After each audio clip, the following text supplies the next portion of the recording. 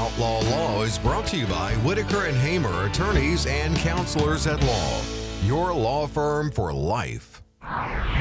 This week on the Outlaw Lawyer, attorney Cassandra Nicholas is back with us in studio. And guess what? We're going to read the Don't Say Gay bill that is working its way through the Florida legislature, and we will discuss it. Permanent daylight savings time is on the table and may be in our near future. And Supreme Court nominee Ketanji Brown Jackson confirmation hearings are in full swing. What do we think about it here at the Outlaw Lawyer? We will tell you up next. And now, Outlaw Lawyer. Welcome into the Outlaw Lawyers. We have Josh Whitaker and Joe Hamer. Whitaker and Hamer Law Firm. They have offices in Raleigh, Garner, Clayton, Goldsboro, Fuquay-Varina, and Gastonia. I'm Morgan Patrick, consumer advocate. We're also joined on set today by Cassandra Nicholas, also an attorney at Whitaker and Hamer. We got a lot to get to, fellas. We had a great first show on camera, and now this is number 2. It is. It takes some getting used to. We talked about that last week, so we won't harp on it. But if you're listening to us on our podcast, you're listening to us on the radio, just want to remind you, we do have a YouTube channel now. We're finally to that point. Some people might have argued we should have maybe done that first, the YouTube channel. I mean, look at this crew.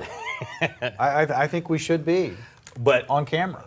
We're on YouTube, so if you're around your computer or you want to see what we look like, I don't know why you would want to see what I look like, but we're there. The Outlaw Lawyer is our YouTube channel. Today we got a lot to talk about. We got a lot of meaty topics, but before we get to meaty topics, I always like to talk about sports, and so I guess the NCAA tournament is the thing that's happening. As a state fan, I'm not paying a lot of attention, but it is occurring, and there's been some exciting games, or so I hear. You not watched any of them? Zero? I watched.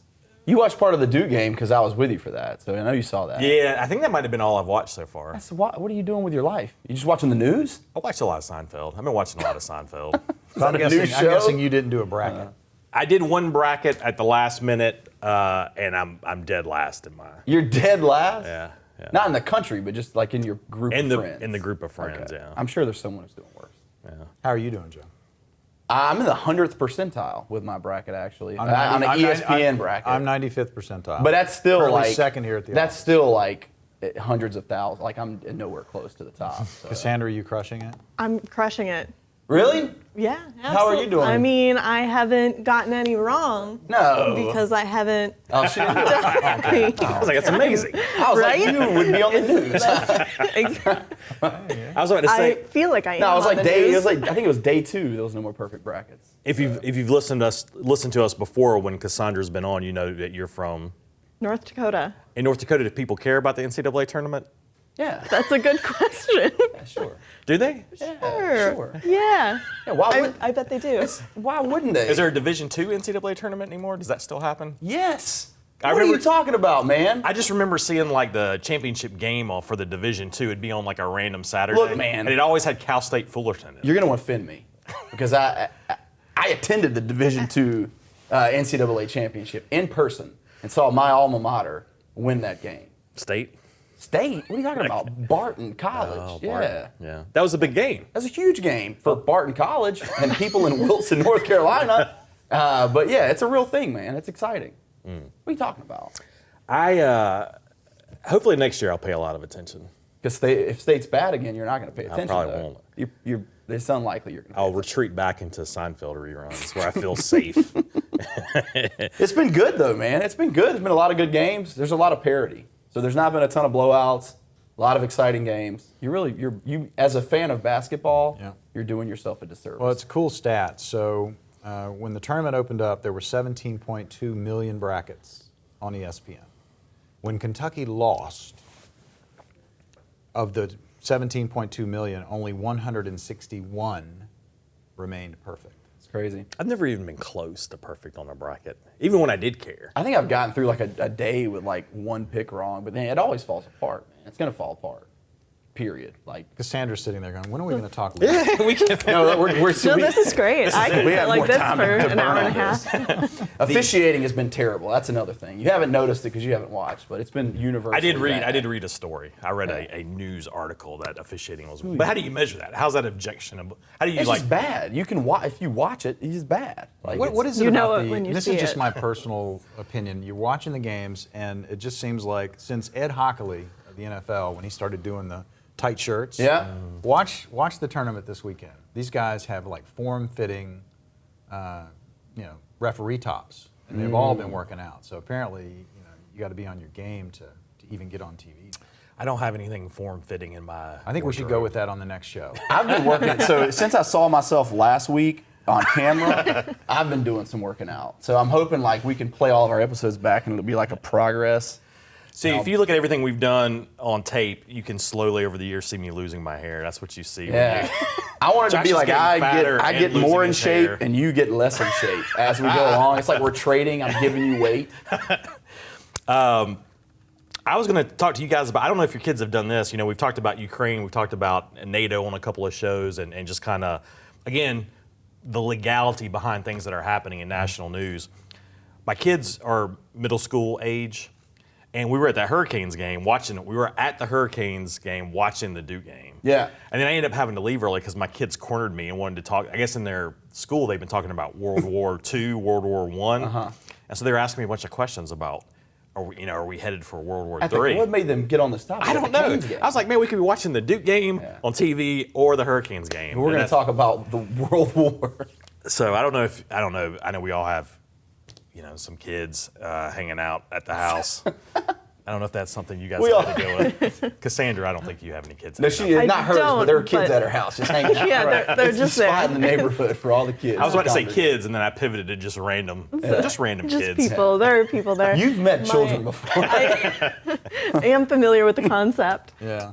My 21-year-old sister in North Dakota has been asking questions about my take on the situation. Yeah. Being like 21-year-olds, they're full-fledged adults, but haven't really been alive during any like particularly active conflicts. right. So So it's new to them. I didn't have a good answer for her. What'd you tell so your I kids might then? have her call you. I had to talk to my kids. I had to tell them what mutually assured destruction is, the theory of mutually assured Yeah. destruction. And it's hard to tell a kid like, hey, don't worry, if Russia nukes us, they'll be dead too. We're all gonna die. Yeah, it'll all work out one way or That's the other. comforting. That should be very comforting. They don't take comfort in that theory. So it was hard to explain that to a 12-year-old and an 8-year-old. The way you I described have a it. suggestion. Yeah. Since you're a movie guy. Go find War Games streaming somewhere. Well, I've seen War Games. Well, your kids need to see it. Yeah. That's the point. Yeah. Then you don't have to talk to them. Yeah, anymore. they'll kind of get it, and hopefully they'll cheer at the end when Watch nuclear that. war is. in a political science class in college, Yeah. and that was the best way to spend my tuition dollars. I fully approve. Sure. Well, I meant to watch, I can't remember the name again. Wolverines. We talked about this already. Right. What was that movie? It's not Red Wolverine. Dawn? Red Yeah, Dawn. yeah, yeah. Yeah. That's what I wanted first to one. watch. Watch that More too. than Just one? do a Oh, no, marathon. they did a remake. Was it any good? No, it wasn't. I can't imagine it would be. I just have this image of your kids literally cornering you and like holding you in the corner. Like, Dad! Well, it shows that they're concerned, which Yeah. I think is a good sign. Yeah, definitely paying attention to the news and. I try to spend a lot of time talking with my kids about military strategy in general. See, this is a pincer movement, son. The other thing I was going to talk about, it's not one of our legal topics today, but everywhere you go, you can't help seeing it. But the University of Pennsylvania has a transgendered swimmer. Is it Leah Thomas? Am I getting that right? Leah Thomas. Leah yes, Thomas. That's the name. So that's something that's been in the news. I was thinking maybe we should do, not prepared for it today, but maybe we should do in the future a deep dive on maybe some of the laws that have got, whether you think it's right or wrong, some of the laws that have gotten us to this point. Yeah. Sure. Because that's clearly at least a social controversy. And I think that might turn into a legal controversy because if I understand right, her next step is to try to compete in the Olympics. And so I think that's going to, create some legal hurdles. Yeah, I and think there'll be challenges. some. I think so. I'm not super familiar with it. I've only scratched the surface. I haven't done the deep dive.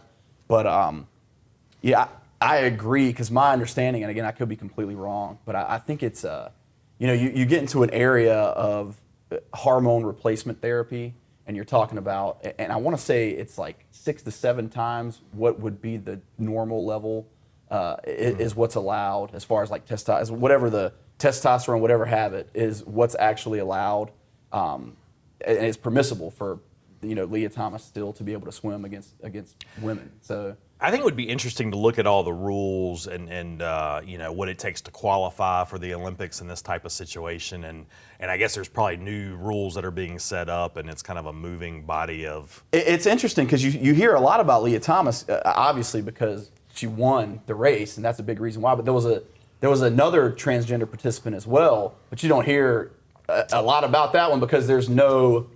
My understanding is that there's no hormone replacement therapy going on there, so there's less. That I think that's really the sticking point for a lot of people when you get into that the hormone replacement therapy piece, because that's what people perceive to be how you get the advantage. Yeah, I haven't read deep into the story, but I didn't even know that other part. I didn't even know that was going on. So. Yeah, they were both there. They both they both wrote on their bodies like messages. They both took a stance, and they were kind of celebrating with one another. And but yeah, you only hear about Lia Thomas maybe because she's won. She's winning. Yeah, by a lot. So by a good margin. Yeah, by a good margin. Setting records. Yep. So we actually do have other legal topics today that we're going to spend some time on. And so I thought the first thing we'd spend time on is we've heard there's been so much in the media about this "Don't Say Gay" bill as it's been named. I always wonder, that's part of like a PR victory right there, right? When you're in the media and you get to name something like this, because you can have a negative connotation name or you can have a positive connotation name. So naming the bill, because the title of the bill is like super duper long. Mm-hmm. So you can't call it by its actual name, so you have to give it a nickname.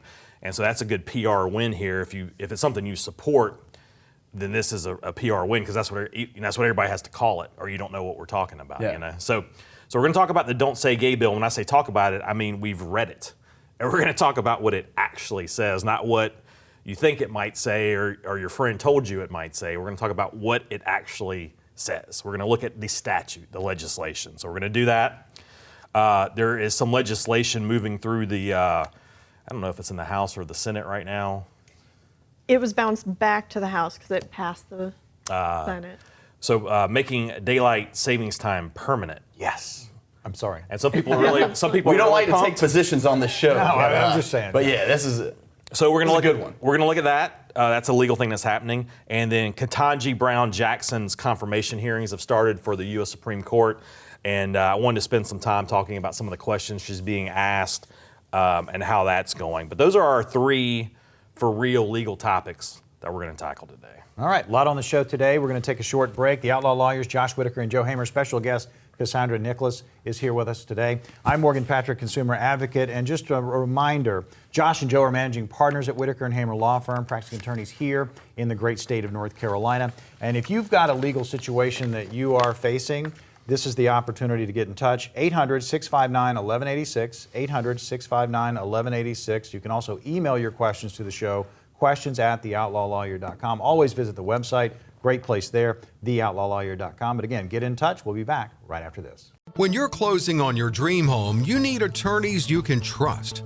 Real estate closings are so much more than signing documents and handing off the keys. The process includes title searches, review surveys, funding transactions, and so much more.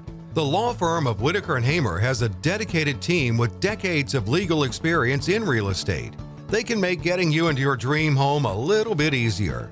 Their team has closed tens of thousands of real estate transactions in North Carolina.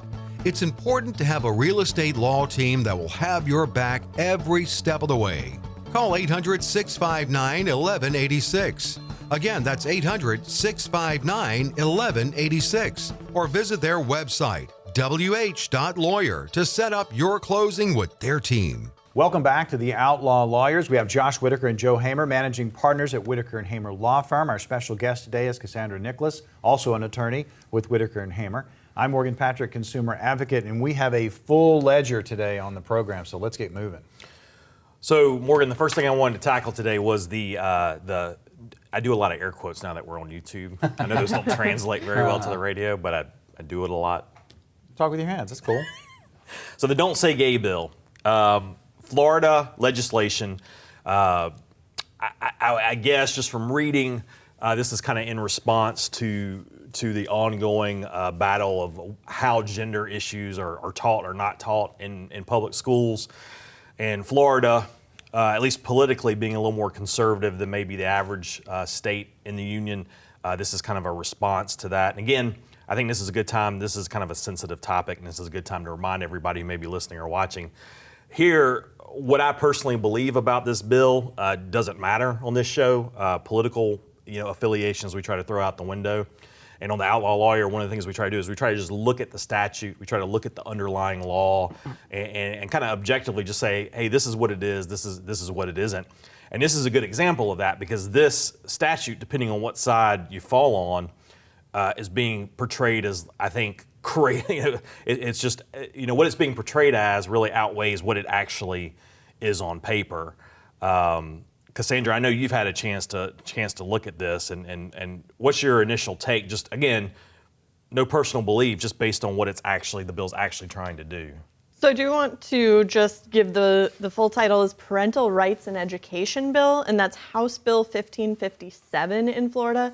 So my understanding is that it did pass the House, went to the Senate and was edited, revised, and then did pass the Senate. So it does need to go back to the House, and we'll see whether or not they actually revise it further or pass it in the form that it's been passed as in the Senate. And then I believe Ron DeSantis has already indicated that he plans on signing it if it does get to him. I heard that too, yeah. It's interesting how it's being framed in the media, in that the word gay isn't even present in the bill to start with, but it does discuss how my first take is that it's just not very clearly written. I got the same impression. Very broad. Too broad, overly for broad. Sure. Yeah. Even if you agree, and we'll continue to talk about it, but even if you agree with the aims of the bill and what the bill maybe was intended to do, it didn't translate to paper very well. It's unclear whether they're referring to just classrooms kindergarten through third grade or which provisions of it actually apply to all public school education in Florida. So even if it was passed, how it would be implemented is really unclear. And you never want that from a statute. That a statute like this is just going to immediately be litigated, right? If you're, and again, this is just, I think some people even get confused the way it gets reported on. I don't know that some people understand that this is just a state bill in Florida. It's being reported on across the nation. So I think some people hear about it and think it's some kind of national issue, and it is talking about a national issue, but this is just talking about the state of Florida, and it's just in the Florida state legislature. And I was really confused too. I had heard that, so I read a lot of reports on it, and I had read that it only affected kindergarten to third grade, and parts of it specifically do mention kindergarten to third grade. Some of it seems like it applies to every grade. But yeah, just you can see, and that's the problem I think with the news a lot of time. You can see this PR battle kind of taking place on the way it's reported. And of course, if you get your news from CNN, New York Times, you're kind of getting this one version. If you get your news from Fox News, Wall Street Journal, or Drudge, or wherever you get it, you're kind of getting another version. And so that's why I think it's really important to just read the bill, and it's not very long. No. Yeah. No. Just a brief 7 pages. Well, a brief 7 pages, and the intro takes up a page or two. So when you actually get in there, but it does. I've got it here in front of me. That's what I'm looking at right now, the statute. I see the book.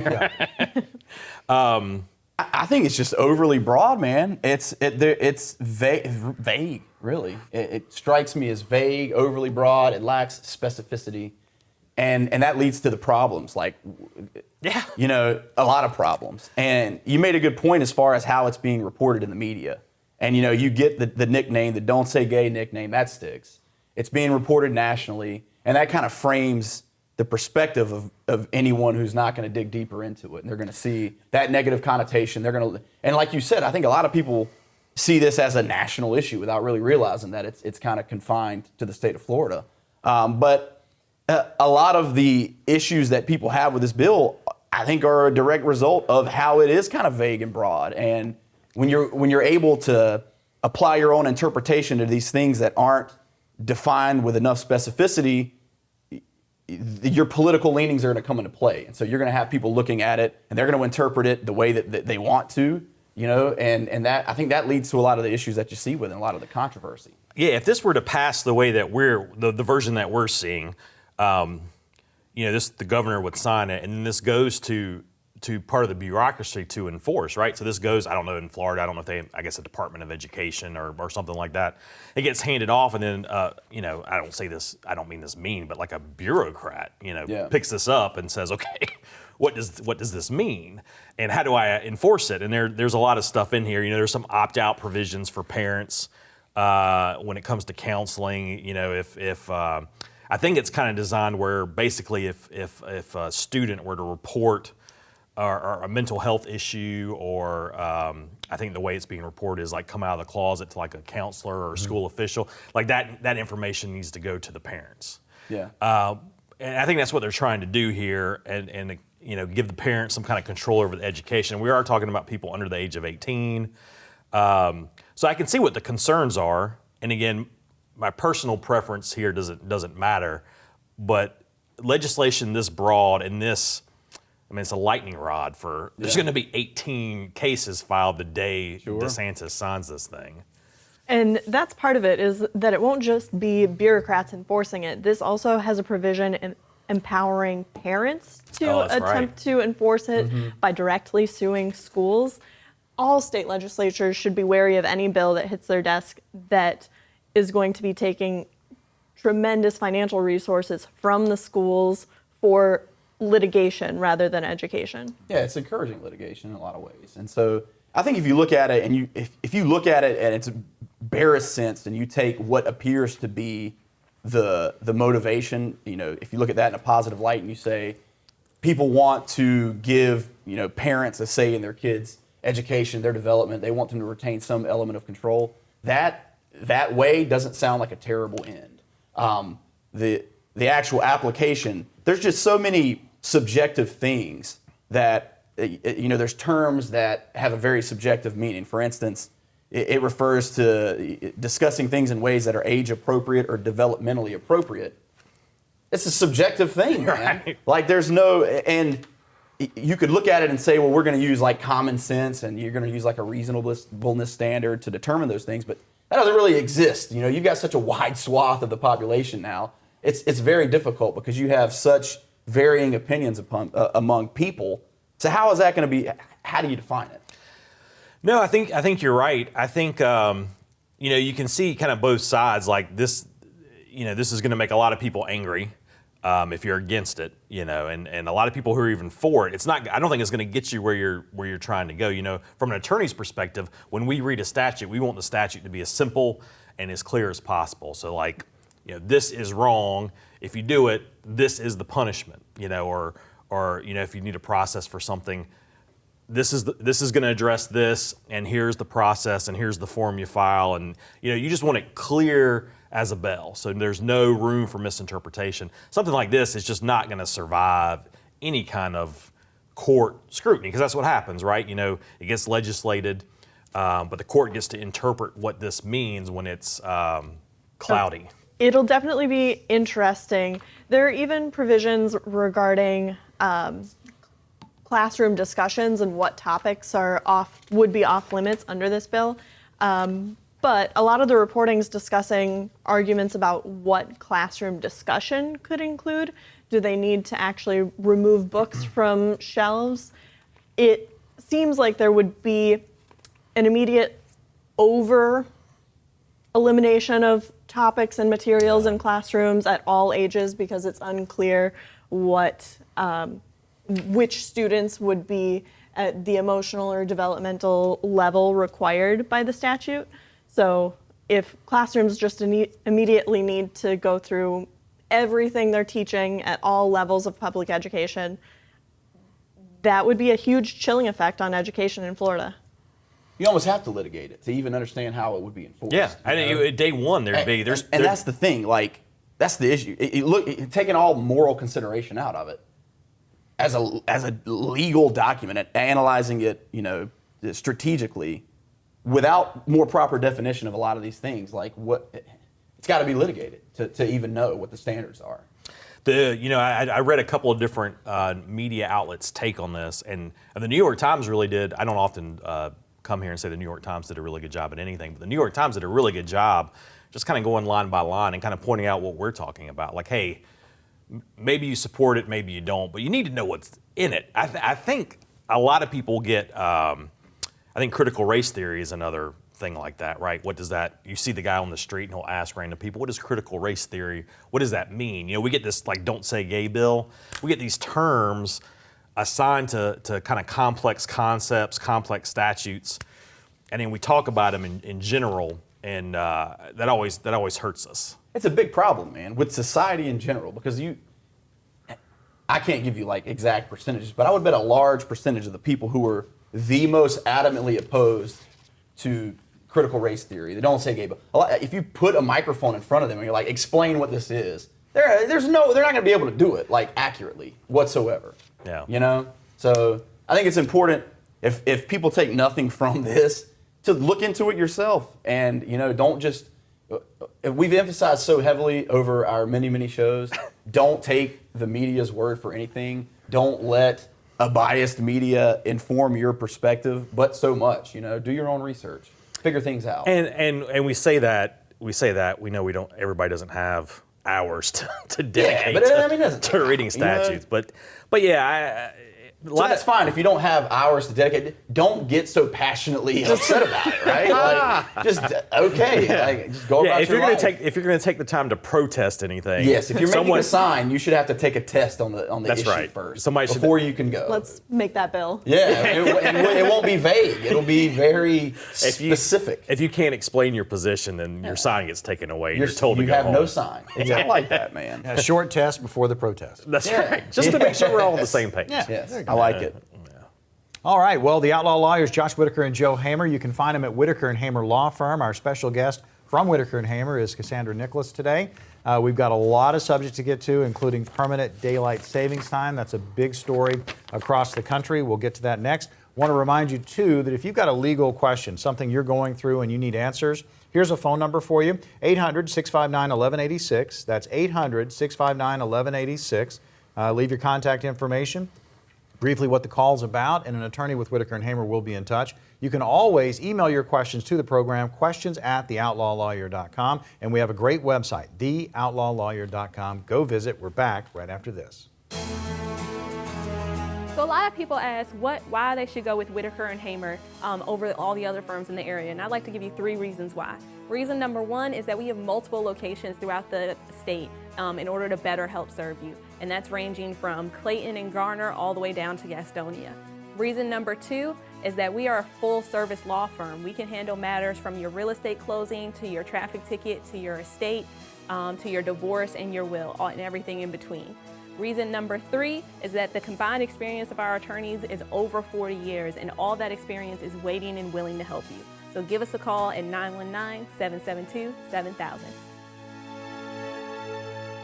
Welcome back into the Outlaw Lawyers. Josh Whitaker and Joe Hamer, Whitaker and Hamer Law Firm, managing partners there, practicing attorneys here in the great state of North Carolina. They have offices in Raleigh, Garner, Clayton, Goldsboro, Fuquay-Varina, and Gastonia. They're in competition with Starbucks. They're trying to be on every corner. I kid. But if you got a legal question that you are facing and you need answers, here's a phone number for you to jot down. 800-659-1186. That's 800-659-1186. You can email your questions to the program as well. We'll answer them on future shows. That's questions@theoutlawlawyer.com. I'm Morgan Patrick, consumer advocate. Josh, take it away. We haven't done a show where we answer questions in a while. We're going to have to set one of those up because we got a lot of them building up in the old inbox. So we're going to have to, it's been a little bit since we did that. I mean, your show is popular, but when we do the questions specific to a certain aspect like small business, huge downloads. Yes. I can't walk down the street after those episodes without getting mobbed. Yeah. Small business questions. It's tough, man. Yeah. Small business legal questions. I put on a hoodie and glasses, and that helped. All right, up next. So what did we just do? Spring forward? Is that what we just did? Yes. Yes. Lost an hour. It was rough. Yes, it was. As you get older. But it's nice right after. Okay. Well, we love the longer days. all the daylight, right? You're not depressed. Love the longer days. You're not as depressed. You look like you're not nearly as depressed as you were last week, man. Last week I was worried about you. I can leave the office and go play 9 holes. Yeah, exactly. Well, but the springing forward Yeah, part. the part when you do it, it's terrible. But Yeah. like, give it some time, man. Like, They haven't give you us the recovered? weekend. It's not like they do Yeah. it going into Yeah, a but when Monday. you get, but I'm not 18 years old. True. What? Losing that 1 hour of sleep, you don't get that back. I can't. I'm not allowed to take naps at the house. I get yelled at if I take naps. That sounds like a good way to wake up from a nap. So I can't. Josh! That hour's just gone. It never comes back. It's just a lost hour. You might never get it back now. I was gonna say that's a cumulative effect too. Every year you lose that hour. So Cassandra has been following this for us, but we've got a possibility of never having to fall back or spring forward again. Tell us about that. So what is it called? It's a Marco Rubio bill. So we are following Florida again. A Wow. Florida story with a Florida story. It's a Florida heavy episode today. It really is. He presented the Sunshine Protection Act to the Senate and requested an abbreviated procedure. He reached out to all of the other senators, and if they do unanimous vote for it, then it doesn't have to go through any other procedures. It's just immediately bounced to the House for a vote. So there was only one senator that was a potential nay, and he didn't show up. So, so it was good to go. It was a unanimous vote on something in our Senate. That's amazing. I know. That is something It was united our amazing. nation. Well, And- look, you talk about names, right? And like how the Sunshine Protection Act. who doesn't want to do Who that? doesn't want that? That's fantastic. We all love And being sponsored sunshine. from Exactly. Florida. If you It's don't a- like sunshine, I can don't see- like you. I can see the signs, down with sunshine. Yeah. Well, Eeyore didn't like Yeah, and it's a miserable soul that Eeyore. So what's the next? What's the next step for this to go through? So it's in the House now. So it would yeah. create permanent daylight savings where we would stay in this summertime bliss year round. Interestingly, Arizona is always on winter time. I did not know that Yeah. until I read that article. Yeah. So they'll get a permanent 1 hour shift for their full year if this were to go through. But the House has indicated that they're not really ready to vote on it. They're getting actual research on it. No time for research. And it sounds we laugh about that, but like you are our resident daylight savings expert, and it sounds like there's actual tangible health impacts from this change. For and against the bill of permanent daylight savings. For permanent daylight savings times, there's an increased risk of stroke and heart attack and other ill health effects every fall when we fall back. You're losing daylight, your schedule's messed up, and that is apparently actually bad for us. I think it's terrible for you. I think it's bad. We've seen the COVID. When you fall recently. back, when you get the I'm extra talking about the lack of day. If you have less daylight, you're having less very valuable vitamin absorption. Yeah. COVID. Yeah. Yeah. COVID. You need that. You vitamin heavily- D. yeah, you need it. If that You taught need us it. anything, That if taught us COVID, that, if the yeah. pandemic has taught us anything, It's that. you need your vitamin D. 100%. So that makes perfect sense. Plus, it makes you real sad, man. That the dark doesn't make you real sad. It gets super dark. You come home, it's dark. Okay, see, thank you. I'll give you that. We're gonna get you on the side. You're the, What? How does this affect farmers though? Isn't that why we have it? That's what I always heard. We have daylight savings time because of farmers. I think we have the technology to put lights on tractors. yeah, tractor lights. This is a new thing. I think they have it. I don't know, man. We should get a farmer on. we should. There are very few of them left. Yeah. Well, there is. We could, if they had a better PR thing, this might be named like the anti-farming bill or something. Yeah. Sunshine Protection Act, though. That's pretty good. There are concerns about farm lobbyists and school lobbyists because of, especially in colder climates like the Midwest, it's already getting light in the morning so late in the winter. Pushing that another hour back, it's going to be 9 a.m. before the sun rises in a lot of areas of the country. Kids are at the bus stop. It's dark. Yeah. Exactly. So there are commuting danger issues. Sure. But right now, they're commuting in the dark to and from work. So I feel like getting sun for one of those two times is a net benefit. But who am I? Well, this is a good example. You're the daylight savings I'm expert. going What to are you reach talking out about? to my Yeah. representative in the House, Yes. make sure they vote correctly on this. This is a good example, though, of something that should be simple, right? This is something that, I don't think many people are angry about. There's things that you need to take into concern and you need to research it because everything has unintended consequences. Everything does. But this is not super objectionable. It seems like something that should probably get passed, but it's a good test to see how the legislative process works, It's like when you're in school and you do like the pretend Senate, and you have like a bill of something stupid like everybody should get one piece of free candy a day, and it goes through, but you're like, well, who's supposed to pay for the candy, and what kind of candy is it, and it ends up not passing because you can't agree on stuff. Yeah. I don't know. It just feels like that to me. It's like Big, terrible student Congress flashback. I was joking about how much of a expert on daylight savings you are, and then I was reading the notes and I see that there is a person who actually wrote an entire book. I'm Sees not the there yet. daylight, the curious and contentious story of daylight savings time. So, And interestingly, this has been done before. In the 70s, for almost 2 years, we were on permanent daylight savings time. Yeah. that was a happy time too, from what I recall hearing. The 70s. You like the 70s, right? I spent 4 glorious years in the 70s. What they went back. They did. They actually went back early. It was supposed to be a full 2 years, and people did not like going to work in the dark in the winter. It'll be interesting to see if that happens again. The proposal here is permanent, so they would have to go through this entire process backwards with a new bill for a permanent reversal. I like the trial period aspect, though. I did not even know that happened in the 70s, But I like the fact that it was a trial and you had to come back and everybody make sure it was all right. Yeah, but if you don't agree on it now, why? I feel like I don't feel like anyone's like, hey, this makes so much sense now, 2 years later. But yeah, I agree.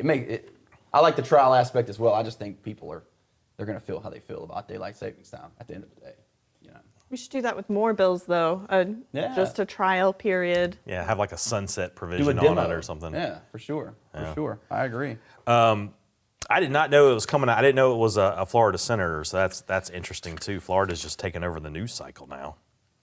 But, all right, well, I want to spend some time up next. I know we're coming up against a break, but I want to spend some time. We've got a Supreme Court nominee. Confirmation hearings have started. We've had 2 or 3 days of it now, and I want to spend some time talking about that next. All right.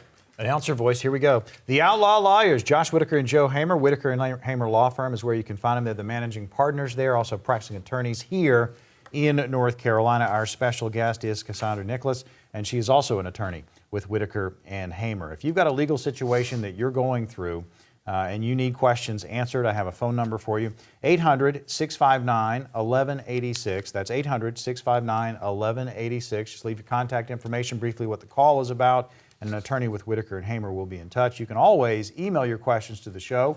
We'll use them on an upcoming episode. Questions@theoutlawlawyer.com. That's questions@theoutlawlawyer.com. And again, website, fantastic resource for you. Again, theoutlawlawyer.com. We're back right after this. Breaking up is hard, but your divorce doesn't have to be. Navigating the family law court system can be tricky. Let Whitaker and Hamer PLLC handle your divorce for you. Our experienced attorneys will listen to your story with compassion and understanding, and will be there to explain the family law process every step of the way. Providing you with a clear understanding of the legal process while advocating for you is our top priority, so you can spend your energy focusing on your family. Give us a call at 800-659-1186. Again, that's 800-659-1186, or visit our website at wh.lawyer to set up your consultation with our team. Again, that's www.wh.lawyer. Welcome back into the Outlaw Lawyer. I'm Morgan Patrick, consumer advocate, joined by, as always, Josh Whitaker and Joe Hamer, managing partners at Whitaker and Hamer Law Firm. Our special guest today, she's been on the show several times, and I tell you, our ratings have gone up because she's on the show. But Cassandra J is here, also an attorney with Whitaker and Hamer. We are now going to get into Supreme Court nominees. So it's been an interesting week for Supreme Court nominees and justices. So we've talked about the new nominee, Ketanji Brown Jackson, and we did a deep dive and talked about her and her qualifications. And I think we had a bold Outlaw Lawyer prediction that she would be confirmed. I think that's where we did. We made that prediction. Yeah, yes. I think that's official. I'm sticking that's with on it. the books. That's on the Yeah, books? I'm sticking with it. I think it was only official if it happens, and we're not there that's yet. That's how predictions work, right? I feel good enough now that I think we're on the books. I think she's a great nominee. The confirmation hearing has been interesting because I think everybody pretty much knows there's enough Democratic votes to confirm her in the Senate. Like, we're not worried. It's not like we're not really worried about her. At least I'm not being confirmed. You know, again, and this we end up talking about partisan politics when we talk about this because that's how the fallout is. So we've got enough Democratic votes in the Senate to confirm her. She's very qualified. Everybody expects her to be confirmed, but the Republicans are still going to ask her questions and kind of get stuff out there. But I think her confirmation hearings so far have really just been used as a vehicle to kind of advance some national political type positions because she's going to be a really good justice, I think. But some of the questions she's getting, Cassandra, I know you've been looking at that. But where are the line of questioning going right now?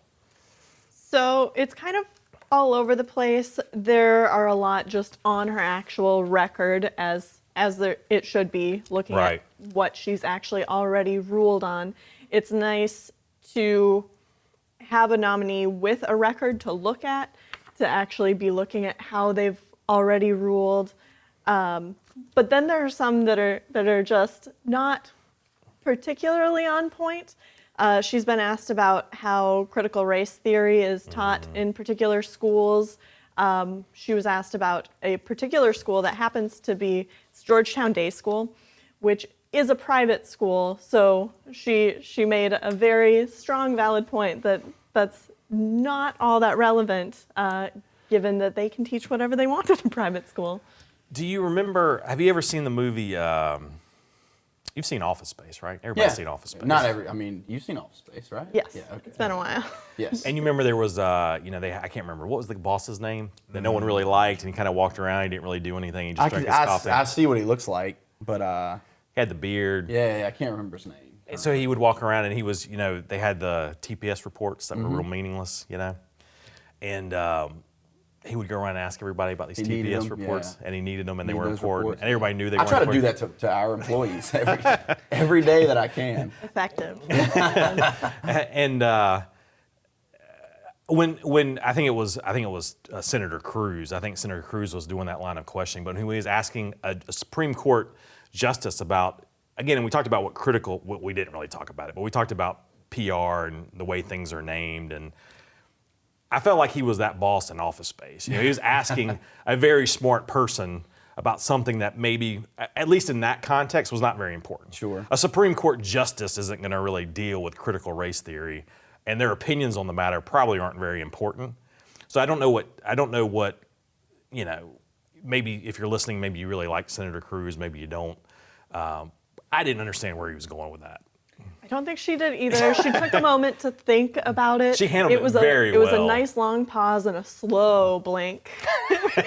Slow blink. You always got to worry when someone just blinks super slow at you. But I read that. I was like, what is he? I mean, you're just wasting time. And I think, and it's both sides. What was the last nominee that got confirmed that was a Republican nominee? Was it Barrett? Yeah, yes. Amy. Yeah, I remember Senator Booker, so that was a Democrat in a kind of a different situation. There was a lot going on there. But he did that same thing. He asked her a lot of questions that I thought were just... Well, it's like they're trying to, you get these politicians it's like they're trying to check boxes that they think their constituents care about, like their base. That's exactly what it is. That's all it is. Well, is like, I don't know that he genuinely cares. Like, it's a dog and pony show. It always is. Yeah. And he, I mean, you got to assume he understands she's going to be confirmed, so he knows this is going to have no effect on that. Right. It's irrelevant, it's an irrelevant issue. So it's just like he's saying things just to appease the more fervent base that he has. And asking questions on any controversial topics is going to get that senator's face on TV more. That's true too. And it did, because we heard about it. And we're talking about it. And that's right. So it worked. But we're talking about how dumb it was too, though. Basically, how irrelevant it was. It was completely irrelevant. But all press is good press, right? Is that I guess. the case? No such thing as bad publicity. There you go. And then they have been questioning her on relevant topics like potential affirmative action cases regarding Harvard that will be coming to the Supreme Court.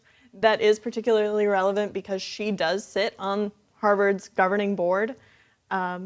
So the discussion is whether or not she will recuse herself if she is added to the court and that case comes before them. And so that is relevant because we've seen that in the past where you've had justices who had some sort of a vested interest in a case that actually recused themselves. So I think that's fair game, and that isn't just a completely off the wall irrelevant. Yeah, thing. no, I think that was at least relevant because, like you said, we've seen it happen before. Judges recusing themselves when they have a personal tie to a case is important. It's really important on the U.S. Supreme Court though, because if you recuse yourself, no one's stepping in your place, right? So if you're doing something on the district court level or you're doing something on the state level and a judge recuses themselves, a lot of times there's another similarly situated judge who can step in their place and take over. U.S. Supreme Court, there ain't, right? So if a Supreme Court justice recuses themselves and it's a 5-4 court or whatever, then it's a big deal. But it's a deadlock potentially. So I see that being an issue. And but yeah, it's interesting. And I guess the reason that's a little more that's been a topic of discussion is because sounds like in the past you've had these justices where there was a potential issue like that. They came out up front and basically acknowledged initially that they would be recusing themselves, and she hasn't done that. So she's not really commented on whether that would be the case. So I think there's some concern there among people. But again, that's a more relevant issue. It's not just throwing a hot button issue out for the sake of throwing a hot button issue out that has no relevance. Yeah, I don't like to see the softball questions, and I don't like to see the just irrelevant how is she supposed to answer some of these questions? But she did a very good job, and it's good. Again, no matter what side of the fence you fall on, when you're talking about the Supreme Court, you just want a good, smart, experienced justice. Sure. And I think she's going to be that. So I think she's a good one. That's what we should all want, right? That's what everyone. You should want good, smart people in leadership positions. What a bold take that is, Josh. We should put that in some kind of bill and see if it makes it all the way through. We've drafted a lot of legislation here today. The you have to take a test before you protest bill, and the smart people in leadership. Yeah, exactly. We need to workshop the name of that one. Yeah. One that'll be in the headlines. The smart leaders. Up with smart people. Up with smart people. I like it. It a lot. We have good, smart people here on the program today. We've got the Outlaw Lawyers, Josh Whitaker and Joe Hamer. We also have our special guest, Cassandra Nicholas, also an attorney at Whitaker and Hamer. I'm Ron Burgundy. I'm just on the side. Morgan Patrick, again, consumer advocate. That was a good movie. Yeah, it's a fantastic movie. But again, just a reminder, Josh and Joe are practicing attorneys here in North Carolina, as is Cassandra. Folks, if you've got a legal situation that you're going through, I've got a number for you, 800-659-1186. That's 800-659-1186. Just leave your contact information, briefly what the call is about, and an attorney with Whitaker and Hamer will be in touch. They have offices in Raleigh, Garner, Clayton, Goldsboro, Fuquay-Varina, and Gastonia. And if you've got a question you'd like answered on the show, we can do that in the future. Just send us the email now, and we'll answer it in a future program. questions@theoutlawlawyer.com. And again, a great website, theoutlawlawyer.com. We're back right after this. Our motto at Whitaker and Hamer is that we're your firm for life. And we say that because we can handle anything that you throw at us, from your buying a brand new house to a traffic ticket to your divorce and even to a refinance of that old home. If you need anything in terms of legal advice or legal help, give us a call at 919-772-7000. And remember, we're your firm for life. Welcome back into the Outlaw Lawyer. We have Josh Whitaker and Joe Hamer, our hosts, and we also have our special guest, Cassandra Nicholas. She's also an attorney at Whitaker and Hamer, and that's where you can find these three. Again, Josh and Joe, managing partners there, practicing attorneys here in the great state of North Carolina. They've got offices in Raleigh, Garner, Clayton, Goldsboro, Fuquay-Varina, and Gastonia. I'm Morgan Patrick, consumer advocate. We hit topics each and every week. You're going to have questions of your own from the legal side, and if you do, I've got a phone number for you, 800-659-1186. That's 800-659-1186. Just leave your contact information, briefly what the call is about. An attorney with Whitaker and Hamer will be in touch. And always, you can email your questions to the program. We'll use those on future shows. Questions@theoutlawlawyer.com. Guys? Morgan, that's important, and we get caught up talking about legal stuff because we like it so much, but we are practicing attorneys. We don't make our living over here doing the Outlaw Lawyer show, as popular as it is. That doesn't feed the kids. We are working attorneys, so if you have a legal problem, you have a legal issue, Cassandra, Joe, me, be happy to talk to you about it. Morgan always gives out the contact information, so you can reach us there. Your message will get to the firm. We're happy to talk to you, happy to help you. So we should always point that out. I don't think we point that out enough. We are attorneys. It's true. Well, Believe it or not. And again, I'm here. I work with the guys, and Cassandra when she comes in. But it's clear you guys not only work, in the attorney field, but you really enjoy it. You basically geek out on it, and that's a good thing. I certainly want my attorney engaged if I'm working with somebody. We do. It's a job. It's also a passion, and it's something we enjoy. And I think that's what's made the firm so successful is that we do really enjoy what we do. But Joe, what do you got on the docket for this week? Man, I just had a random thought. You mentioned the Outlaw Lawyer doesn't feed the kids, and I just had a vision of like you sitting your kids at the table, and they're like, "Dad, I'm hungry." No, son. How was the show this And week? you're just blasting the Outlaw. You're gonna eat this. How was the show? Not good enough. I'm gonna watch basketball, Josh, because I care about it. yeah. And what are you gonna do if you're not gonna watch basketball? Well, I've been trying to. Seinfeld? Yeah, How much can you watch of that? I'm working my way back through season. Is it season 8 when? You watching it backwards? No, I can't watch. You can't watch the first. I can't rewatch like the season 1 and season 2 of anything. Like I always have to start like season 3. In the middle? Okay. Yeah. Now, did you watch Duke Carolina at Duke, the final regular season game? Seinfeld was there. I was in. Yeah, he was there. He's a curse to the Duke program. His kids. apparently. One of his kids go there. Or something. A lot of celebrities there. I didn't. It was on. I was in a restaurant and it was on while I was in there, so I saw some of it, but I didn't pay attention. Yeah. Very good ending. Yeah, it was a good ending. If you're a Carolina fan, right? No, he's talking about after the game was over. The game was terrible, but after the game, you got to hear Coach K speak. That's And that was exactly what I was referring talking to. about. It was a fantastic. I mean, he ending. really spoke eloquently. No, it was terrible, man, because he's about a the- competitor, and like you don't like to lose, right? Nah. I mean, you don't get like really upset about it. But imagine you were like a major competitor, and he just loses. Well, and I'll just say this. Imagine you're 18 to 21, yeah, right? You're suiting up for Duke. It's it's Coach K's final home game. There are 80 former Yeah. players sitting behind your bench. tons of celebrities. And a lot of those 80 players were first-team All-Americans, Yeah. National Players of the Year, national champions. That's nerve-wracking. Yeah. And It's a lot. you are, the load is, okay, we've got 5 guys, we've got to go out and win. The pressure was not on UNC. Mm-hmm.